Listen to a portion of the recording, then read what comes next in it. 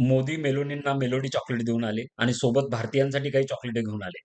तर ते चॉकलेट घेऊन येता तोच त्या चॉकलेटला लागला एक झुरळ. भारतीय युवकांचा कॉकरोच. आणि ही एक पार्टी स्थापन झाली, जे ऑनलाईन प्लॅटफॉर्मवर एक पार्टी स्थापन झाली. तिचं नाव आहे कॉकरोच जनता पार्टी. बघतो ना बघतो तर त्याची लोकप्रियता इतकी वाढली. 2 करोडच्या वर त्यांचे फॉलोअर्स झाले. त्याचा धसका भाजपने नेहमीप्रमाणेच घेतला आणि त्यांचे पेज किंवा त्यांचे अकाउंट बंद करून टाकले. जर तुम्हाला जाणून घ्यायचं असेल, हे कॉकरोच जनता पार्टी प्रकरण काय आहे? त्यांनी कॉकरोच हा सिम्बॉल का यूज केला? त्यांची ध्येय धोरणं काय आहेत? त्यांचा जाहीरनामा काय सांगतो? त्यांना खरंच पाकिस्तानी किंवा देशविघातक शक्तींनी पाठिंबा दिलेला आहे का? त्यांच्या जोरावरच ती पार्टी वाढते का? असे काही तुम्हाला जर प्रश्न पडले असतील, तर त्या सर्व प्रश्नांची उत्तरे या व्हिडिओच्या माध्यमातून मिळणार आहेत. चला तर मग आपण या व्हिडिओला सुरुवात करू. तर भारताचे चीफ जस्टिस सूर्यकांत यांचे एक खटल्याच्या संदर्भातील एक विधान चर्चेत आलं. तर त्यांनी काय म्हटलं होतं, की काही तरुण हे फेक डिग्र्या घेतात आणि त्या फेक डिग्र्यांच्या जोरावर न्यायालय किंवा एन-जी-ओ किंवा ऑनलाईन प्लॅटफॉर्म यासारख्या माध्यमातून संस्थांवर हल्ले करतात. तर ते तरुण म्हणजे पॅरासाइट आहेत, कॉकरोच आहेत. हे संस्थेला लागलेले कॉकरोच आहेत. असं त्यांचं काहीतरी विधान होतं.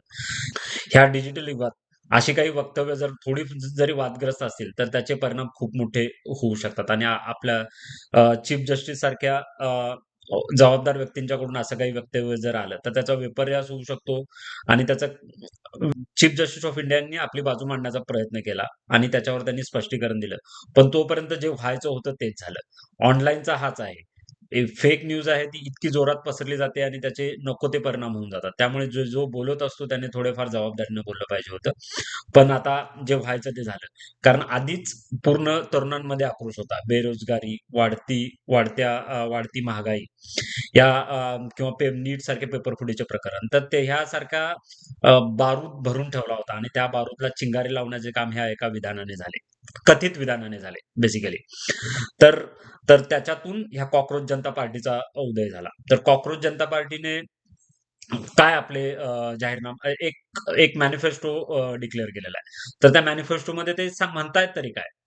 तर पोस्ट रिटायरमेंट जो मलिदा मिळाला जातो. जसे सी-जे-आयांना हे मिळतं, काय होतं राज्यसभेचं सदस्यत्व मिळतं.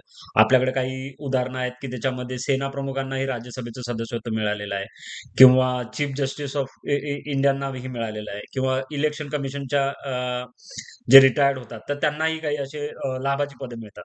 तर ते जे पोस्ट रिटायरमेंट जो मधले गाजरे मिळाले जातात ना, तर ते कंप्लीटली बंद केली पाहिजेत. रास्त मुद्दा आहे. दुसरा मुद्दा आहे वुमन रिझर्व्हेशन 50% दिलं पाहिजे. बरोबर. तिसरा मुद्दा आहे, जर एक कोणी लेजिटिमेट वोटर आहे, तर त्याचे नाव जर वोटिंग लिस्टमधनं जर डिलीट केलं, तर इलेक्शन कमिशनवर कारवाई झाली पाहिजे. बरोबर आहे. रास्त मुद्दा आहे. चौथा पॉइंट आहे, जे अँटी डिफेक्शन राइट? लोकं असे कपडे बदलल्यासारखे पक्ष बदलायला लागलेले आहेत आणि कोण कुठे आहे याचा काहीच नेम नाहीये आणि जनता ही गोंधळून गेलेली आहे. तर असे जे पलटूराम आहेत, तर त्यांच्यावर कारवाई झाली पाहिजे. बरोबर आहे. 5वा मुद्दा मीडिया हाऊसेस आहेत. ज्या मीडिया हाऊसेसचं कॉर्पोरेटायझेशन झालेलं आहे, राइट? जे मीडिया हाऊसेस आहेत, त्या मीडिया हाऊसेसना वेगवेगळ्या मोठ्या कॉर्पोरेट्सनी घेतलेलं आहे. जसे अदानी, अंबानी, जसे एन-डी-टीव्ही, सी-एन-बी-एन, आय-बी-एन नेटवर्क असेल किंवा आपला आज तक असेल. तर यांच्यामुळे काय की पत्रकारितेची विश्वासार्हता ही उडून गेलेली आहे. तर त्यांना एक दुसरं नाव मिळालंय गोदी मीडिया. तर अशा पद्धतीचे जे जे कॉर्पोरेटीकरण होतंय, तर ते बंद झालं पाहिजे. बरोबर आहे. सोबत जे न्यूज अँकर आहेत, जे सततपणे गोदी मीडियाचा जे काही न्यूज अँकर आहेत, जे सगळ्यांना माहीत आहेत. भारतामध्ये असे काही न्यूज अँकर आहेत, जे सगळ्यांना माहीत आहे, की ते सरकारची तळी उचलतायत. तर त्यांच्या अकाउंटचे त्यांना काय लाभ मिळाला का? ते त्यांचे तसे रिपोर्टिंग का करतात? त्यांच्याकडे काही त्यांच्या बँकेचे ट्रान्झॅक्शन्स बेसिकली चेक केले पाहिजेत. हा पण रास्त मुद्दा आहे. तर बेसिकली सी म्हणतंय काय? तर तुम्ही अकाउंटबिलिटी आणा. ठीक आहे? पारदर्शकता आणा. तर सी नक्की म्हणतंय काय? तर त्यांनी मेन टार्गेट केलेलं आहे लॉ, मीडिया आणि पॉलिटिक्स.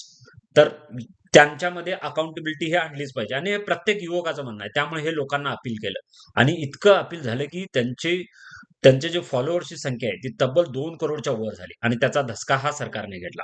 ओके.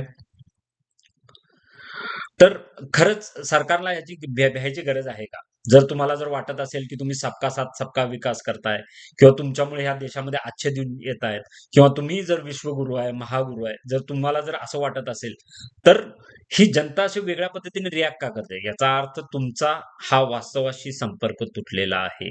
तुमचा फक्त प्रभाव हा तुमच्या लोकांच्या पुरता आहे. सामान्य भारतीय तुमच्यापासून बाजूला जात गेलेला आहे. ओके. माझ्यासारखे लोक आहेत. जर आम्ही 2014, 2019 यावेळी मोदींना मतदान केलं, भाजपला मतदान केलं. मी कायमस्वरूपी भाजप, शिवसेना अ, ह्या पठडीतील पक्षांचा समर्थक आहे. ओके. तरी पण मी भाजपच्या विरुद्ध का बोलतोय?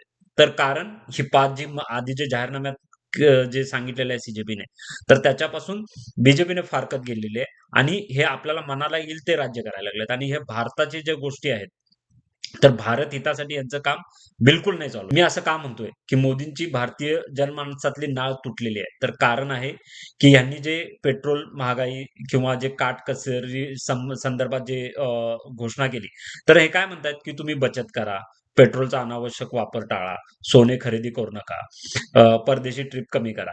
ह्या सगळ्या गोष्टी हे लोकांना सांगतायत. पण हे आणि यांचे समर्थक काय करतात, बरोबर उलटे करतायत. मोदी सांगतायत हे योग्य सांगतायत. पण आता मोदींच्यावर विश्वासच राहिल्यामुळे लोकं त्यांना प्रश्न करतायत, "तुम्ही काय करताय? तुम्ही तुमचा ताफा बघा. घोषणा केल्याचं तुमचं टायमिंग बघा. तुम्ही घोषणा कधी केली? जर तुमच्या मनात जर पाप नसेल, तर तुम्ही घोषणा ही 5 राज्याच्या इलेक्शनच्या आधी करायला पाहिजे होती. तुम्हाला देशाचं हित जर महत्त्वाचं असेल ना, तर तुम्ही 5 राज्याच्या इलेक्शनच्या आधी करायला पाहिजे होतं. कारण की त्यावेळेपासून किंवा त्याच्या आधीपासूनच परिस्थिती पूर्ण चिघळत गेली होती. पण तुम्ही काय केलं? इलेक्शनचे रिझल्ट येऊ दिले. तुम्हाला इलेक्शनवर इम्पॅक्ट नाही व्हायचा आहे. तुम्ही कायमस्वरूपी 12 महिने 24 तास या इलेक्शन मोडमध्येच तुम्ही घुसलेले आहात. तुम्हाला देशहित काही महत्त्वाचं नाहीये.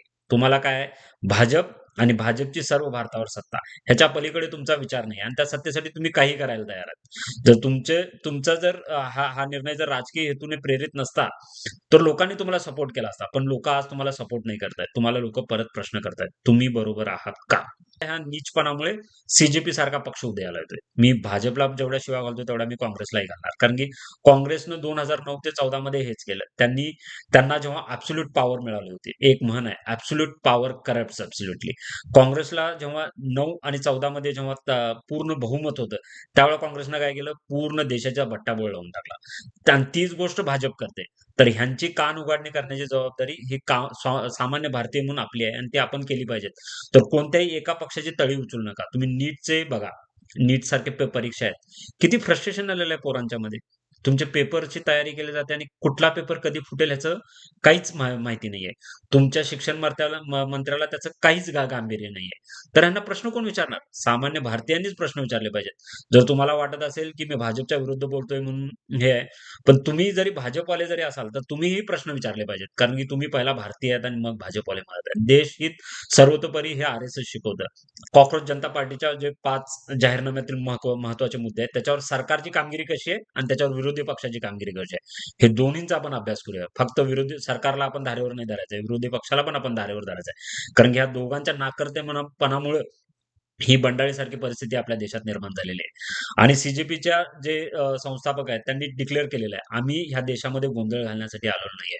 आम्हाला लोकशाही मूल्यांवर विश्वास आहे आणि त्यानुसार आम्ही जाणार आहे. आम्हाला इथं श्रीलंका, बांगलादेश किंवा मिडल ईस्ट सारखी परिस्थिती निर्माण करायची नाहीये. कारण की एका गोंधळातून उठून दुसऱ्या गोंधळात जायचं नाही. आमचा संविधानावर विश्वास आहे. तर त्यामुळं आपण ह्या सरकारला आणि ह्या विरोधी पक्षाला अकाउंटेबल धरू. त्या 5 मुद्द्यांवरच धरण्याचा प्रयत्न करू. त्यांची आतापर्यंतची कामगिरी कशी आहे हे एकदा आपण तपासून बघूया आणि मग त्यांना आपण भारतीय म्हणून त्यांना प्रश्न विचारायला सुरुवात करूया. तुम्ही प्रश्न हे दोघांना विचारा. पण आता सत्तेमध्ये कोण आहे? भाजप आहे. तर लोक प्रश्न जास्त कुणाला विचारणार? भाजपला विचारणार.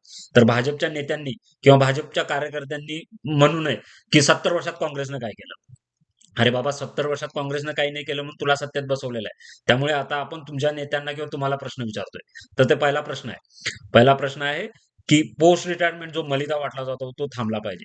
भाजपनं केलेला आहे का? भाजपनं केलेला आहे. भाजपनं सीजेआय, इलेक्शन कमिशन किंवा सेनादल प्रमुख यांना राज्यसभेची सदस्यत्व दिलेलं आहे. काँग्रेसने केलेलं आहे का? होय, काँग्रेसनेही केलेलं आहे. काँग्रेस जेव्हा पूर्ण स्ट्राँग होल्डमध्ये होती, त्या काळात काँग्रेस तेच करत होती. म्हणजे भाजप आणि काँग्रेस हे एका माळेची मणी आहेत ह्या मुद्द्यावर. दुसरा मुद्दा आहे वुमन रिझर्व्हेशन. वुमन रिझर्व्हेशनला मोदींनी जी डिलिमिटेशनची जी गाठ मारून टाकलेली आहे, त्यामुळे त्यांच्या मनामध्ये पूर्ण पा पाप आहे. त्यांना महिलांना आरक्षण द्यायचं नाहीये. ते एकमेका गाठी मारून ते गोंधळात ठेवलेलं आहे. तर त्याच्यामध्ये भाजप हे दोषी आहे. काँग्रेसचं त्याच्यावर स्टान्स काय? जेव्हा काँग्रेस सत्तेत होती, तेव्हा काँग्रेसने ट्राय केलं. म्हणजे सोनिया गांधींना क्रेडिट देता जाईल, इंदिरा गांधींना क्रेडिट दिलं जाईल किंवा मनमोहन सिंगना दिलं जाईल. त्यांनी ट्राय केला होता. तर वुमन रिझर्व्हेशनवर काँग्रेसची बाजू थोडीशी वरचढ आहे, पण भाजपची नाहीये. तिसरा election commission of India. Election commission of इंडियामध्ये जे वोटर डिलिशन जे होतंय, लेजिटिमेट वोटरचे डिलिशन जे होतंय, तर त्याच्यासाठी काय? तर इलेक्शन कमिशनला भाजपनं आपल्या ताटाखालचं मांजर बनवून ठेवलेलं आहे. त्यांची ध्येय धोरणं हे इलेक्शन कमिशन राबवतं. त्यामुळे लोकं वैतागलेले आहेत. लोकांना कळत नाही की हे चालू काय आहे? काँग्रेसनं पण हेच केलेलं आहे. पण आता काँग्रेस त्याला प्रश्न विचारते. ओके. विथ डेटा राहुल गांधींचा प्रयत्न आहे की त्यांना प्रश्न विचारायचा आणि बरोबर आहे विरोधी पक्ष म्हणून त्यांची कामगिरी ही चांगली आहे. पण त्यांना त्यांच्या लोकांचा सपोर्ट नाही. राहुल गांधी एक बोलत असतात आणि त्यांचे कार्यकर्ते एक वेगळे करत असतात. तर काँग्रेसने प्रबळ नेता आणि कार्यकर्ता यांच्यामध्ये सुसूत्रता आणून सरकारच्या ध्येय धोरणावर टीका केली पाहिजे. तर तिथं पण काँग्रेसला प्लस पॉइंट देता येईल थोड्याफार प्रमाणात. चौथा पॉइंट आहे अँटी डिफेक्शन किंवा लोकं इकडून-तिकडून दलबदली करतात. त्याचं काय? तर आता जेवढं जे पक्ष फोडले जातात. तर त्याच्यात मेन कारणीभूत आहे भाजप आहे. भाजपच्या महाशक्तीचा हात आहे. त्यामुळेच हे पक्ष फुटले जातात आणि ह्या आयाराम-गयारामची वाट मोकळी झालेली आहे. तर काँग्रेसनं काय केलंय? काँग्रेसनं पण हेच करत होते. काँग्रेसनं काही वेगळं केलं नाही. काँग्रेस जेव्हा मुख्य याचं म्हणजे जेव्हा काँग्रेस स्ट्राँग होती, तर त्यावेळेला पण काँग्रेस नाही गेली होती. पण आताचा विरोधी पक्ष म्हणून काँग्रेस काय करते? तर त्यांना विरोधी पक्ष म्हणून काँग्रेस काय करते? त्यांना अटकाव घालण्याचा प्रयत्न करते. पण त्यांच्याकडून होत नाही. कारण की त्यांच्यात नेता आणि कार्यकर्त्यांच्यात सूत्रता नाहीये. तर तिथं काँग्रेसचे प्रयत्न आहेत, पण ते काँग्रेस कमी पडते. तर तिथं काँग्रेसला निगेटिव्ह मार्क. सी जाहीरनाम्यातला जो 5वा जो पॉइंट आहे, तो आहे अ, अ, मीडियाची निष्पक्षता. त्याचं कॉर्पोरेटायझेशन होऊ नये. ओके. तर ते भाजपनं केलेलं आहे का? तर तसं डायरेक्टली तरी काही सांगता येत नाही. पण अदानी, अंबानी हे भाजपचे पिट्टू आहेत, थोड्याफार प्रमाणात. तर तर त्यांचा कंट्रोल सरकारची भाषा ही अदानी, अंबानीच्या माध्यमातून एन-डी-टीव्ही, आज तक, स्टार ह्यासारख्या एबीपी यासारख्या अ, गोदी मीडियातून बाहेर पडली जाते. ओके. तर तुम्ही लोकांनी लिटरली ते बघणंच बंद करून टाकलेलं आहे. ठीक आहे. तर काँग्रेसनं तसं केलं होतं का आधी? काँग्रेस जेव्हा प्रबळ होती तेव्हा काँग्रेसनं पण असंच केलं होतं. काँग्रेस काही वेगळी धुतल्या तांदळासारखी पाक नव्हती. पण आता काँग्रेस याला विरोध करते का प्रभावी विरोधी पक्ष म्हणून? नाही. कारण की काँग्रेसचे पण हितसंबंध अशात जोडले गेलेले आहेत. तर तिथं काँग्रेसला निगेटिव्ह पॉइंट. तर विरोधी पक्ष म्हणून काँग्रेस फसली आणि सत्ताधारी म्हणून देशाची वाट लावण्याचं काम भाजप करत आहे. तर ह्या सगळ्याचा परिपाक म्हणून आलेले आहे. तर तुम्ही लवकरच जर शहाणे नाही झाला, तर देशामध्ये बंडाळी माजल्याशिवाय ही राहणार नाही. तर सत्ताधाऱ्यांनी शहाणे व्हावं, विरोधी पक्षांनी लोकांच्यासाठी काम करावं. तर हीच अपेक्षा भारतीय म्हणून आहे. जय हिंद, जय महाराष्ट्र.